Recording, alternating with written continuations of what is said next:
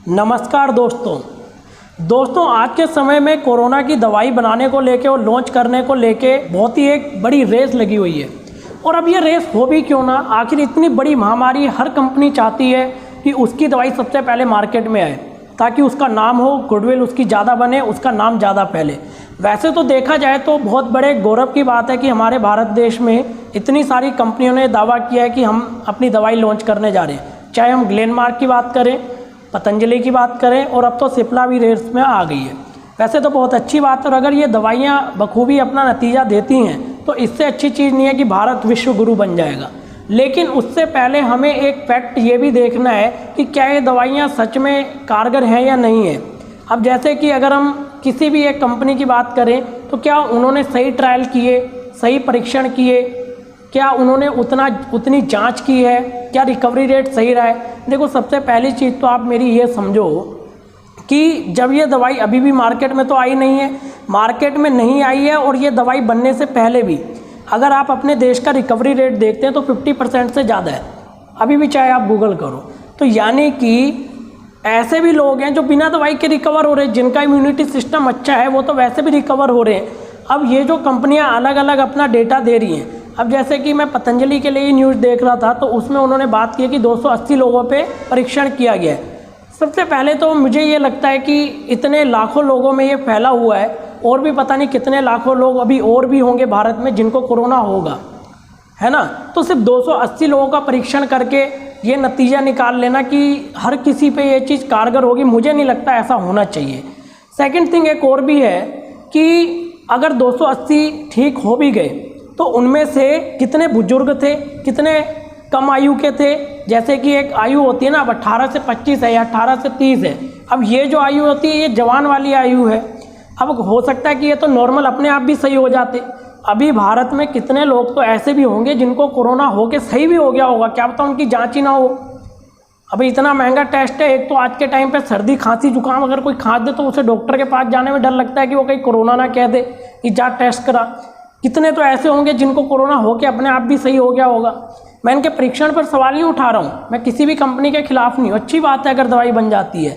मेरा सिर्फ ये मानना है, आप मुझे ये बताएं कि दवाई की असली ज़रूरत है किसको, असली परीक्षण किस पर होना चाहिए, क्या जवानों पर या बुजुर्गों पर। एक्चुअली डेथ रेट किसका ज़्यादा है भारत में, जो मृत्यु दर है सबसे ज़्यादा किन की है, जो बुजुर्ग हैं 65+ एज है, 60-65 साल से ज़्यादा आयु वाले हैं, उनकी मृत्यु दर ज़्यादा है।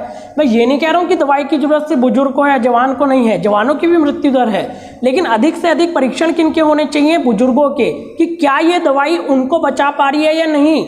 ऐसा कोई डेटा किसी कंपनी के द्वारा दिया नहीं गया। 200-300 लोगों के परीक्षण में अगर आप ये कह दोगे कि हाँ भाई 100% सही हो रहा है, पहली बात तो 200-300 का परीक्षण ही कम है। दूसरी चीज़, अगर 200-300 है तो इसमें से बुजुर्ग कितने थे ये रिपोर्ट नहीं आई, कितने बच्चे थे ये रिपोर्ट नहीं आई, कितने जवान थे ये रिपोर्ट नहीं आई। मेन ये होना चाहिए कि 60-65 साल से ऊपर जिनकी आयु ज़्यादा है, जिनका इम्यूनिटी सिस्टम लो हो जाता है, क्या ये उनको बचा पाएगी ये दवाई, ये जो दवाइयाँ हैं ये उनको बचा पा रही हैं या नहीं। मेन उनका है। मैं ये नहीं कह रहा आपका नहीं है, जवान लोगों का नहीं है, आपको भी खानी है दवाई, इसको हल्के में मत लो। लेकिन मेन परीक्षण इनका होना चाहिए क्योंकि डेथ रेट इनकी सबसे ज़्यादा है। अभी भारत में आप 3-4% डेथ रेट होगी, इसमें भी सबसे ज़्यादा अगर आप डेथ देखोगे, रिकॉर्ड देखोगे तो सबसे ज़्यादा 60-65+ वाले हैं। जवानों को तो मैं कह तो रहा हूँ, जवान लोगों का तो इम्यूनिटी सिस्टम ही ऐसा है कि वो अपने आप ही रिकवर हो रहे हैं। अभी तक कोई दवाई तो आई नहीं है, हॉस्पिटल में अपने आप ही तो रिकवर हो जा रहे हैं। क्या हो रहा है, इम्यूनिटी सिस्टम बढ़ाने के लिए उन्हें एक्सरसाइज कह लो, चाहे उनको कोई टैबलेट दी जा रही होगी, है ना, या कुछ विटामिन सी की गोलियां दी जा रही होंगी जिससे कि इम्यूनिटी सिस्टम बढ़ता हो।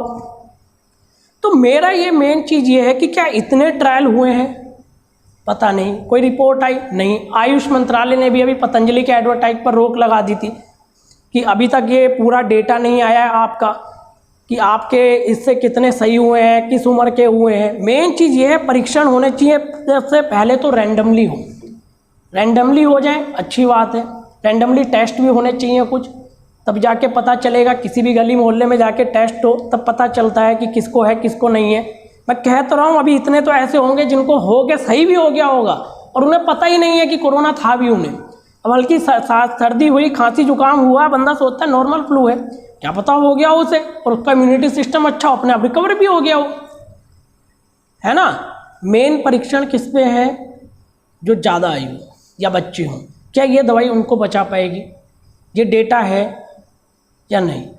मैं किसी कंपनी की बुराई नहीं कर रहा हूँ, बहुत अच्छी बात है कि भारतीय कंपनी अगर अपनी दवाई ले आती है, लेकिन एक डेटा भी होना चाहिए जिससे कि हम देख सकें, है ना। तो बस मुझे यही चीज़ बतानी थी आपको। अगर आपको ये वीडियो पसंद आ रही है तो यार इसे लाइक करो, क्योंकि मैं सिंपल चीज़ बोल रहा हूँ कि कोरोना की दवाई किसके लिए ज़रूरी है आप भी जानते हो। वैसे तो सभी के लिए ज़रूरी है, लेकिन मेन डेथ रेट कम करना है, क्योंकि इसमें डेथ रेट है ना यार। तो यही चीज़ मैंने समझाने की, ज़्यादा से ज़्यादा थोड़े परीक्षण ट्रायल तब सही लगेंगे कि जब ये बुड्ढों पे या जो बुजुर्ग लोग हैं उन पे ये काम करेगी। जो बुजुर्ग व्यक्ति हैं, 65+ एजेड है, सीनियर सिटीजन है, क्या उन पे ये चीज़ काम कर रही है कि नहीं।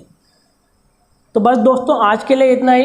अगर वीडियो पसंद आई हो तो लाइक करें, शेयर करें, और अगर मेरे इन बातों से किसी को बुरा लगा हो कि उनकी कोई प्रिय कंपनी हो इनमें से, तो मैं उनसे भी क्षमा चाहता हूँ। मेरा मकसद किसी कंपनी की बुराई करना नहीं है, कुछ नहीं है। मैं सिर्फ ये जानना चाह रहा हूँ कि परीक्षण क्या सही में 65+ वालों के हुए कि नहीं, उनके होने चाहिए थे। तो बस दोस्तों आज के लिए इतना ही। धन्यवाद। जय हिंद। वंदे मातरम।